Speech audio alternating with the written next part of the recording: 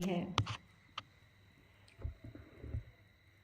बिना संतोष धारण किए आपकी इच्छा पूरी नहीं हो सकती है। संतोष की शरण में ही परम शांति है। संतोष की शरण में ही परम शांति है। जो वस्तुएं प्राप्त नहीं हैं उनकी आशा न हो, और जो प्राप्त हो उनमें तृष्णा न हो। जो वस्तुएं क्या हो, जो वस्तुएं प्राप्त नहीं हैं उनकी आशा न हो, और जो प्राप्त हो उनमें तृष्णा न हो। यही संतोष का स्वरूप है। क्या है संतोष का स्वरूप? जो प्राप्त हो उसमें आशा न हो, और जो प्राप्त हो उसमें तृष्णा न हो। किसी चीज के लिए मन का न दौड़ना ही संतोष का लक्षण है। असंतोषी व्यक्ति धनपति कुबेर होकर भी दरिद्र है, और संतोषी व्यक्ति अकिंचन होकर भी महाधनी है। कबीर की साखी प्रसिद्ध है, किसी को याद है? गोधन गजधन बाज धन और रतन धन खान, जब आवे संतोष धन सब धन धूल समान। साहब कह रहे हैं गोधन, गो यानी गाय धन है, गज धन हाथी घोड़े धन है, और रतन धन कान बहुत से धन हैं, अनेक प्रकार के रत्न हैं। परंतु जब संतोष धन आ जाता है तब ये धन सब उसके सामने धूल के समान लगते हैं, मिट्टी के समान हो जाते हैं, फिर उनका कोई मूल्य नहीं रह जाता है हमारे लिए। सदगुरु कबीर साहब ने इसीलिए कहा संतोष सुख है, रहु तो हृदय जुड़ाए। हे संतोष में ही सुख है। अगर संतोष में रहोगे तभी तुम भीतर में हृदय में शांति पाओगे।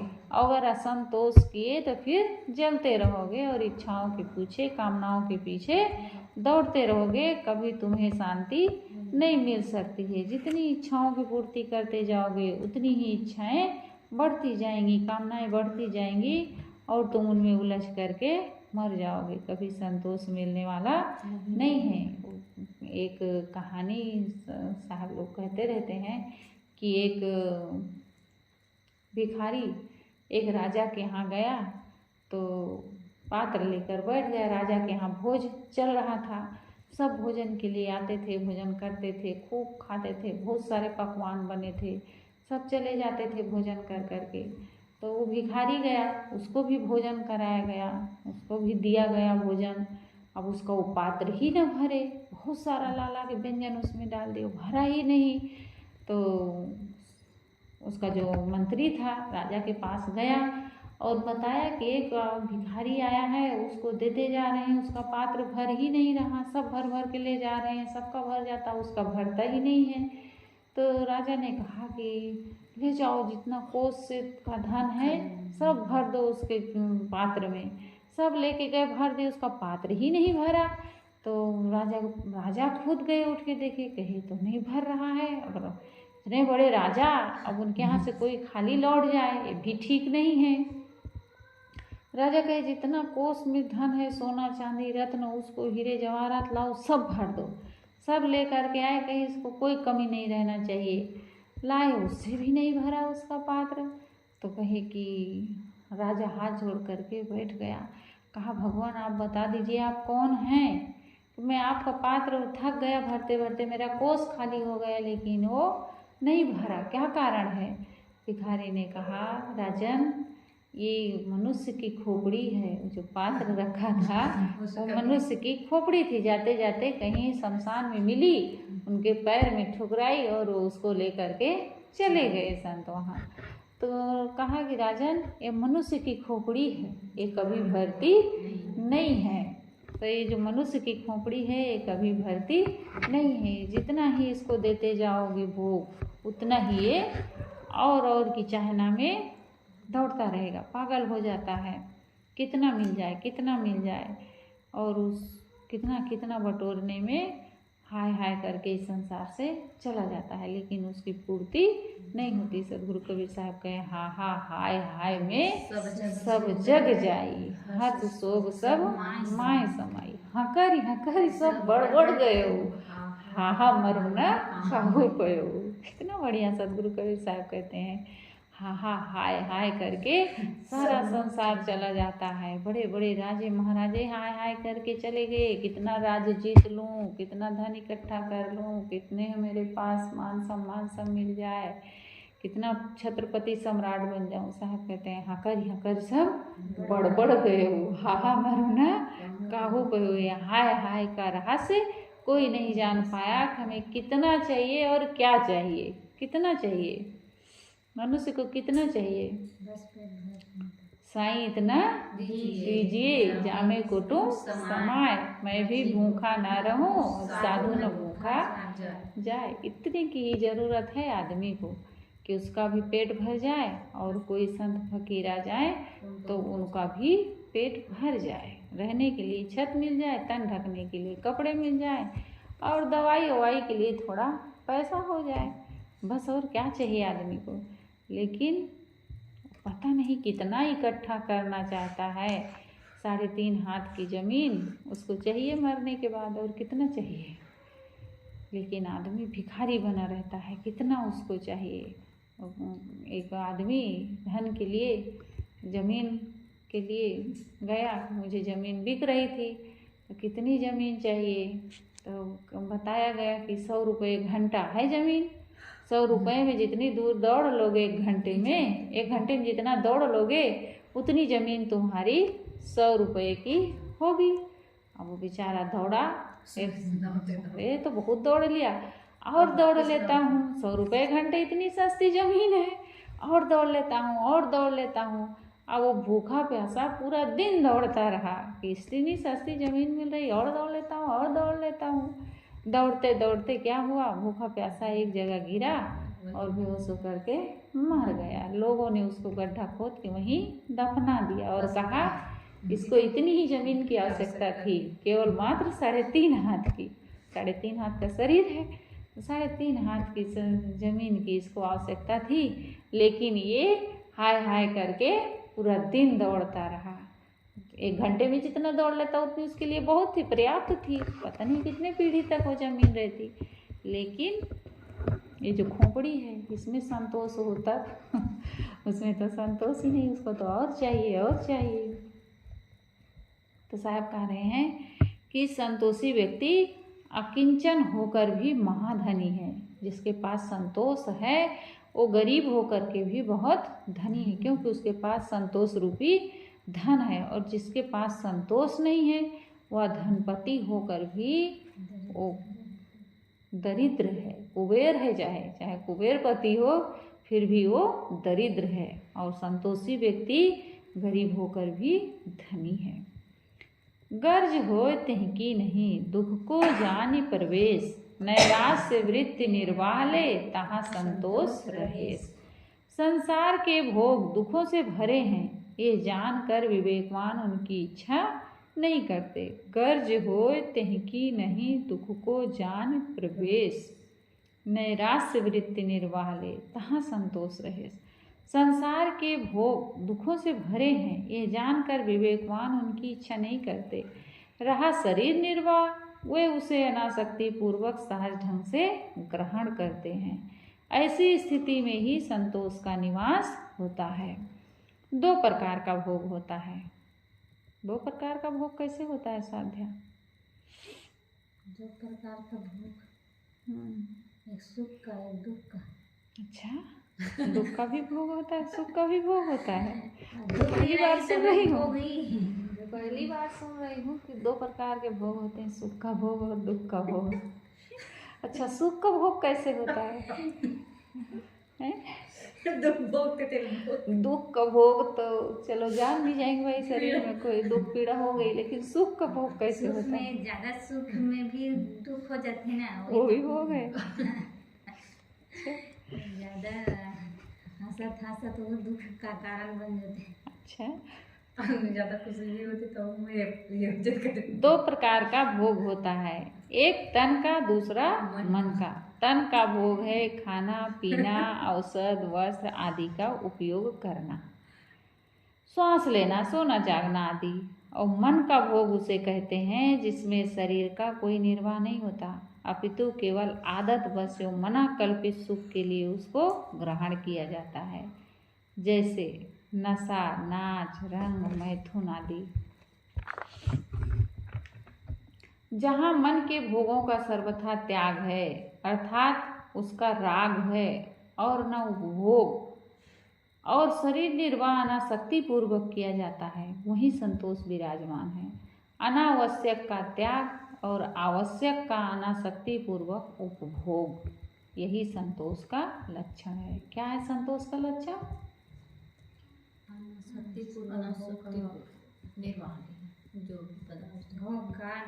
अनावश्यक का त्याग और आवश्यक का अनासक्ति पूर्वक उपभोग। जो आवश्यकता है उसको उपभोग करो, उपभोग तो करना पड़ेगा, लेकिन अनासक्ति पूर्वक, उसमें आसक्ति न हो हमारी, किसके बिना हम नहीं रह सकते या इतना ही हमें चाहिए, ऐसे नहीं, अनासक्ति पूर्वक उपभोग करें और जो अनावश्यक है उसको त्याग कर दें, यही संतोष का लक्षण है। जय जय सुख की चाह हो, तैसे लक्ष्य समेट, दुख दिखाए कहूँ अन्य विधि, जबरन ताई दबेट। जय जय सुख की चाहो, जिन भोग सुखों की मन इच्छा मन में जागृत हो, जय जय सुख की चाहो, जिन भोग सुखों की इच्छा मन में जागृत हो, तैसे लक्ष्य समेट, उनसे अपने लक्ष्य को बटोर लो। अपने मन को समझाओ कि इनमें दुख है, दुख दिखाए कहूँ अन्य विधि, जिनमें सुख मान रहा मन कि इन चीज़ों में सुख है, उसमें मन को दुख दिखाओ कि इस भोग में दुख है। मन को भोगों से लौटाने के लिए जो साधन समझ में आए उसका उपयोग करो। जबरन ताए दिवेट, कभी कभी इच्छाओं को बलपूर्वक भी दमन करना चाहिए। अनावश्यक अगर इच्छा उठ रही है तो उनको, वैसे तो उठना ही नहीं चाहिए अनावश्यक इच्छा, जिनकी ज़रूरत नहीं है। बाज़ार में गए हैं, हमारे पास पैसा नहीं है और मन हो रहा है इन चीज़ों को ले लें, इन चीज़ों को ले लें, तो ये अनर्थक इच्छा है, क्योंकि हम उसको ले ही नहीं सकते हैं। तो जिनको हम ले ही नहीं सकते उनके लिए हमारे मन में इच्छा ही नहीं होनी चाहिए, क्योंकि हमारे पास उतनी शक्ति नहीं है। और अगर निरर्थक हैं तो उनको दमन कर देना चाहिए। और कई बार नहीं है ज़रूरत फिर भी इच्छा हो रही है तो उनको बलपूर्वक हमें दमन कर देना चाहिए। मन में जितनी इच्छाएं उठती हैं उन सबको कोई पूर्ण नहीं कर सकता। जो व्यक्ति इच्छाओं की पूर्ति के पीछे पड़ा रहता है वह पूरा पागल है, क्योंकि इच्छाओं की पूर्ति होना असंभव है। इच्छाएं केवल जीती जा सकती हैं। अतएव जिन भोगों के लिए मन दौड़े उनसे उसको लौटाओ। हमारी मनोधारा बाहर भागती है, उसको बाहर से लौटाकर भीतर केंद्रित करना है। एक संत थे, वो चाहते थे खाने के लिए, कहीं भंडारा होता था तो खाने के लिए जाएं, जब बैठें तो पत्तल में हलवा आए, पूड़ी आए, तो मन को कहते थे अच्छा बहुत मन हो रहा है हलवा खाने का, हलवा खाओगे, लो खाओ, ले खाओ। उठाते और उसको फिर नीचे रख देते, उठाते और नीचे रख देते, ले खाओ, कितना खाओगे। देखिए मन को मारने का तरीका, मतलब ज़्यादा इच्छा हो रही है ये चीज़ अब खा ही लेते, तो उसके लिए कैसे मन को मतलब मारते थे। पूड़ी खाओगे, पूड़ी खाने का मन हो रहा है, तो ऐसे करके एक भी पूड़ी नहीं खाते थे और ऐसे उठ जाते थे। दाल भात खा लेते, हलवा पूड़ी छोड़ देते, खाते ही ना भंडारा में उसको, और चले जाते हैं साग भात दाल भात खा करके। तो कैसे संत लोग अपने मन को देखते हैं। सदगुरु विशाल सिंह कहते, हे मन जानी तोहार चालाकी हम, हे मन मैं तुम्हारी चालाकी जानता हूँ, तुम कितने होशियार हो भोगों को पाने के लिए, कैसे मुझे परेशान करते हो हमें पता है। और भी स्वामी दयानंद सरस्वती किसका किसका उदाहरण हम लोग बताते ही हैं। सेब खाने का मन होता है और खरीद भी लेते हैं, लेकिन लड्डू खाने का मन होता है, खरीद भी लेते हैं, दिन भर जाते हैं, काम करते हैं, फिर काम करके जाके हलवाई के यहाँ खरीदते हैं लड्डू और नदी में जा कर के एक एक लड्डू फेंक देते हैं, लेकिन उसको खाते नहीं हैं, क्योंकि बहुत ज़्यादा इच्छा सता रही थी कि इस चीज़ को हम खा ही लें। तो ये सब कई बार इच्छाओं को बलपूर्वक भी दबाना चाहिए। ऐसे नहीं है हर भोग हमें जब पर्याप्त है तो उसको हम भोग ही लें। पता नहीं क्या क्या मन चाहेगा हमारा, फिर वो जितना पाता जाएगा उतना हमें दौड़ाता जाएगा। तो कई बार इच्छाओं को, जिस चीज़ के लिए ज़्यादा इच्छा हो रही हो उसको दबा देना चाहिए, नहीं खाना चाहिए। लेकिन अब ऐसे आप लोग भी मत करने लगना, कहीं हलवा पूड़ी मिली है तो उसको रख दो, नहीं खाएंगे, खा लेना।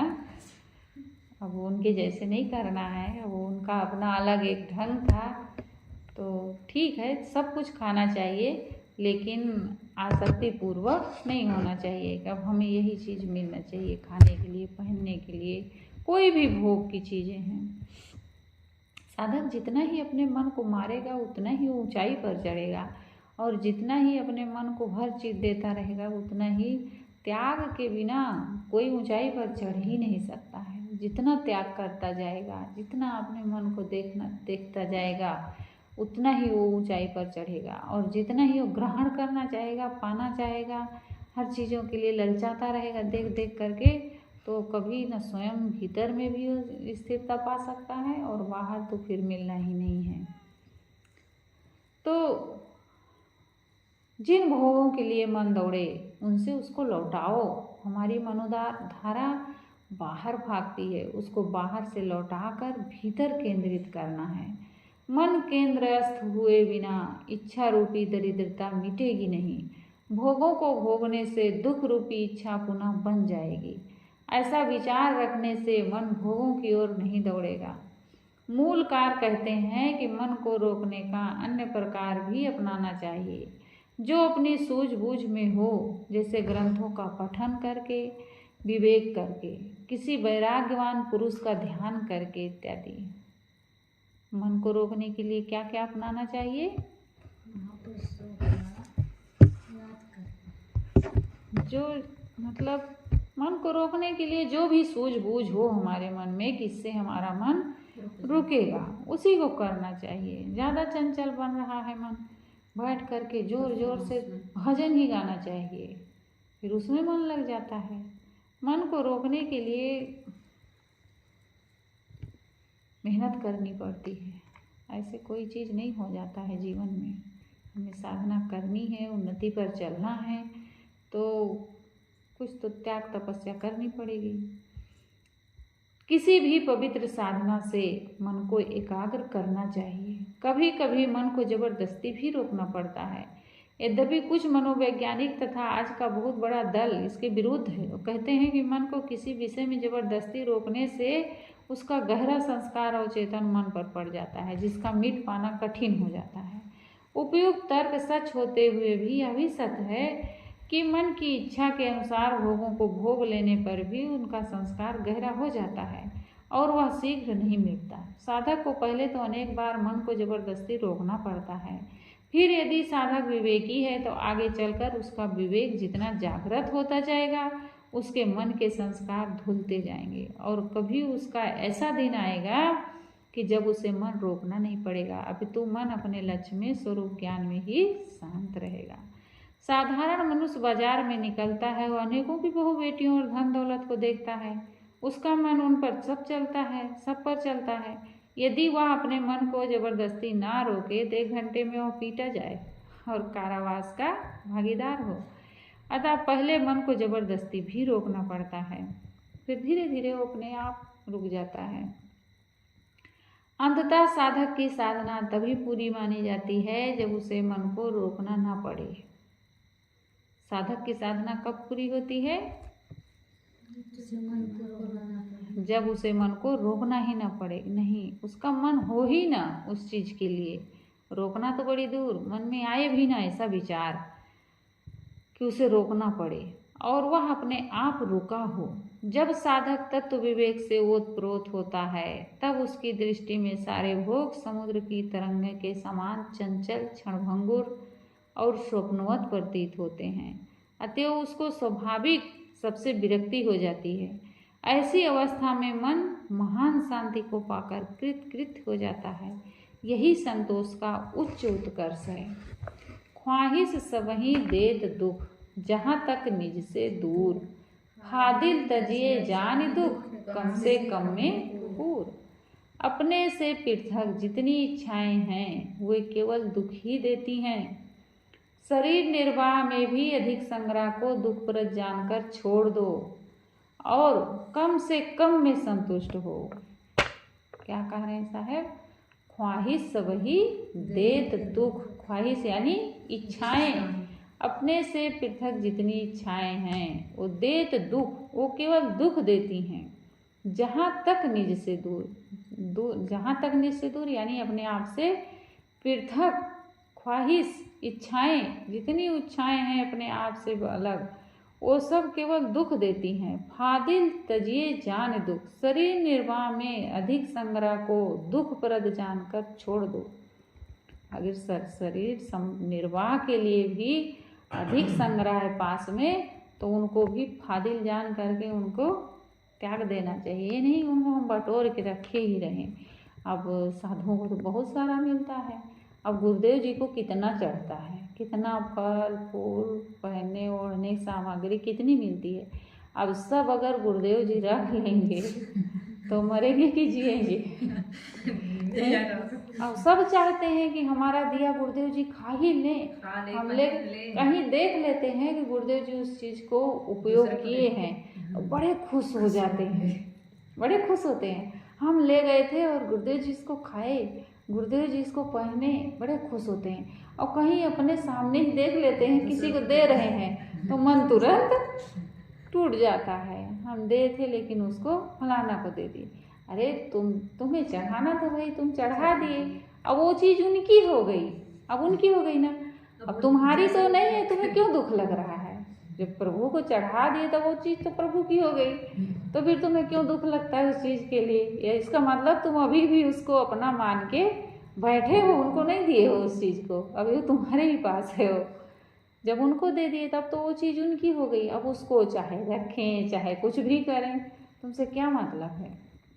लेकिन मन ऐसा है, वो यही चाहता है हम जो चीज़ ले गए उसको खाए, उसको पिए, बड़े खुश होते हैं देख लेते हैं खाते पीते। तो और अगर देते देख लेते हैं दूसरों को तो मन थोड़ा टूट जाता है, मैं ले गए थे और उसको खाए नहीं।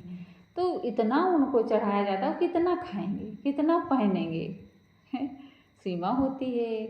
और फिर त्याग भी तो जरूरी है। वो त्याग के कारण ही तो इतने महान हुए हैं कि जो उनको इतना मिल रहा है। जो जितना ही पकड़ना चाहता है वो इतना ही वो गरीब बनता है, वो उतना ही निर्धन बना रहता है जितना पाना चाहेगा। और जितना ही त्याग करता जाता है उतना ही वो महान बनता जाता है। वो त्याग ही है गुरुदेव का कि जो आज इतना सबको पूज्य बनाया है, उनको उतना पूज्य बनाया है। हम भी त्याग करेंगे तो हम भी उनकी श्रेणी में आएंगे। जितना ही अपने आप को हम काटते जाएंगे संसार से। तो साहब कह रहे हैं निर्वाह में अधिक संग्रह को दुखप्रद जान करके छोड़ देना चाहिए। उतनी ही चीज़ें रखनी चाहिए अपने पास में साधक को जितनी की उसको आवश्यकता हो, और जितने की आवश्यकता नहीं है तो बिना ज़रूरत के उन चीज़ों को हमें संग्रह करके नहीं रखना चाहिए। साहब कहते हैं कम से कम में पूर्ण। साधक को कम से कम चीज़ों में अपने आप में संतुष्ट रहना चाहिए। कम से कम चीज़ों में मतलब उपयोग करो अपने लिए, कम से कम में संतुष्ट हो। मैं ही मेरा है और मैं से पृथक कुछ भी मेरा नहीं है। अब हम सब चीज़ों को बटोरते ही जाएंगे तो कैसे पता चलेगा कि हम साधु हैं? बटोर बटोर के संग्रह ही करते जाएंगे तो साधना करने निकले, फकीर बने तो कुछ तो फकीरी जीवन में रहना चाहिए, कुछ तो परेशानियां जीवन में रहना ही चाहिए। अब सब चीज़ों की अगर पूर्ति ही रहेगी तो पता भी नहीं चलेगा। तो मैं ही मेरा है और मैं से पृथक कुछ भी मेरा नहीं है। अतएव सारा दृश्य अपने स्वरूप से पृथक है और उसकी इच्छा रखना दुखों का कारण है। अतएव इच्छाओं के जाल को तोड़ो। इच्छा रखना क्या है? दुख का कारण है। इच्छाओं के जाल को तोड़ो। मनुष्य भूलवश शरीर निर्वाह में भी बहुत बड़ा आडंबर बढ़ा लेता है और उस आडंबर में उलझकर वह अपने आप को अशांत कर लेता है। कितने संत होते हैं, अब तो आश्रम चलाते हैं, आश्रम के मुखिया हैं, उनको तो चीज़ें मिलती हैं, आश्रम में ले जाते हैं, सब उपयोग हो जाता है, क्योंकि अब आश्रम में सेवा होती है, वहाँ साधक रहते हैं, संत रहते हैं, उनकी भी ज़रूरतें हैं, या सत्संग होता है, भंडारा होता है, बाहर से लोग आते हैं, आश्रम निर्माण करवाना है, उनके पास तो बहुत खर्चा है, उनका तो खर्चा हो जाता है। लेकिन जो केवल घूमते रहते हैं संत, उनको तो जितना पैसा मिलता है उसको तो सब रखते जाते हैं अपने पास, न बनवाना है, न किसी के लिए आधा किलो सब्जी भी नहीं लाना है उनको खरीद करके, पूरा पैसा जो त्यों रख लेते हैं। और घूमना है, खाना है, भक्तों के यहाँ मिलना है, बाहर उनको खाना पीने को बनाना भी नहीं है कहीं, तो उनके पास बहुत पैसा हो जाता है। घूमने वाले संतों के पास बहुत पैसा रहता है, उनके पास कमी नहीं रहती है। तब क्या करते हैं, घूम रहे हैं तो कहीं भक्तों के यहाँ धरवा देते हैं, कोई अच्छे भगत हैं जाने वाले कहीं के, तो उनको धरवा, उनके जान पहचान के हैं, तब उनको दे देते हैं, इसको आप रखे रहिए, किसी को बताना मत, ऐसे कह देते ना, किसी को बताना मत।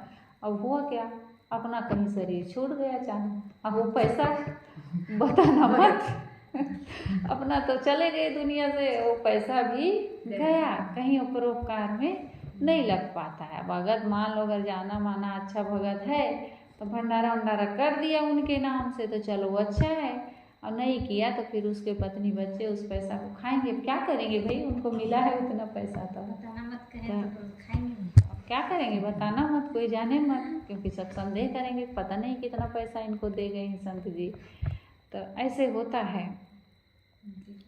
तो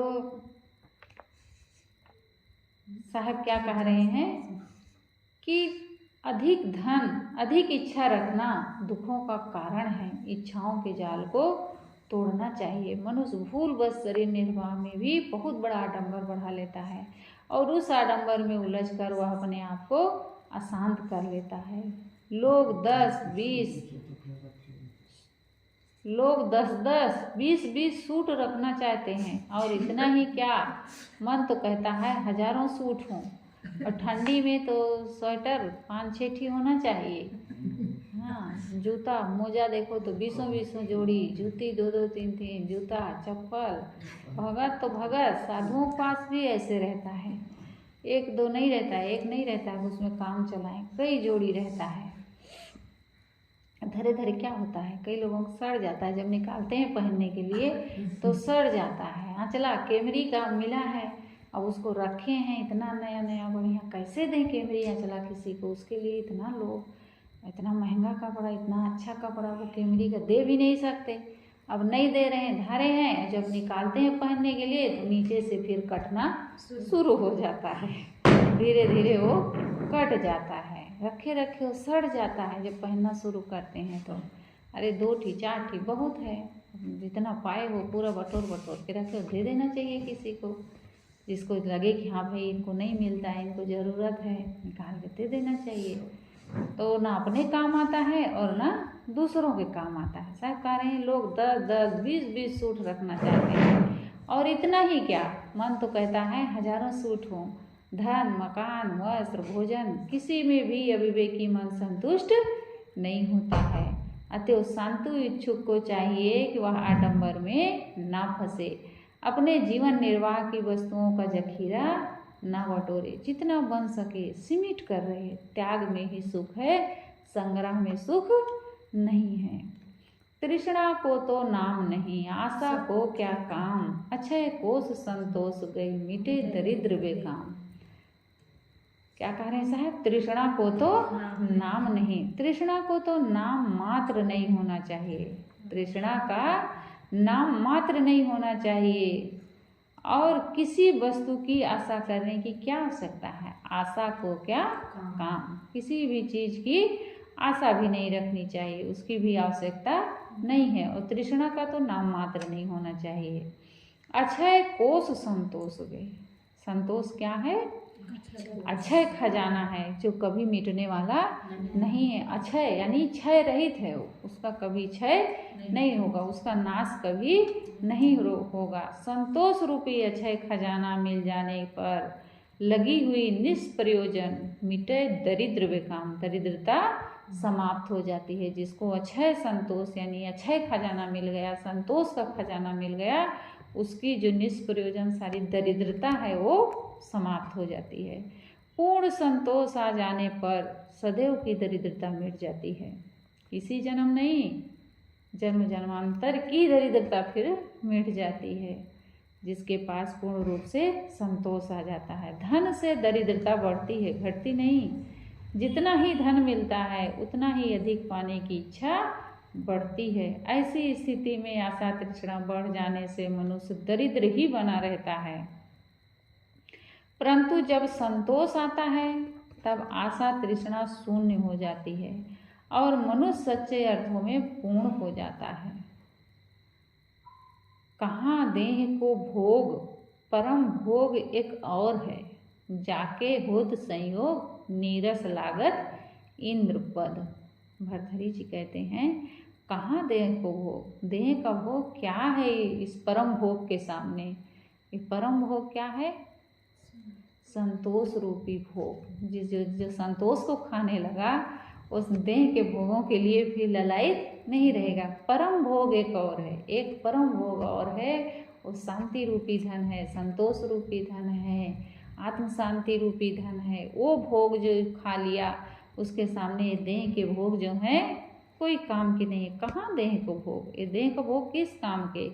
परम भोग एक और है। जाके होत संयोग, जिसको ये मिल जाता है फिर इंद्र का पद भी मिल जाए तो भी उस भोग के सामने नीरस लगता है। नीरस लागत इंद्र पद। फिर इंद्र का पद अगर मिल जाए, जिस पर इंद्र विराजमान है, वो भी अगर पद मिल जाए हमें तो भी उसके सामने ये सब फीके लगते हैं। वो इंद्र का पद भी इस परम शांति के भोग के सामने फीके हो जाते हैं। वो उसके सामने नहीं टिकते हैं, वो उसके सामने तुच्छ हैं। वही गोधन, गजधन, वाजधन और तन धन खान, सब जब आवे संतोष धन, सब धन धूल समान। फिर सारा संसार का ऐश्वर्य उस धन के सामने, उस परम शांति रूपी संतोष रूपी धन के सामने वो धूल के समान हो जाता है, तुच्छ हो जाता है। बोलिए सद्गुरुदेव की।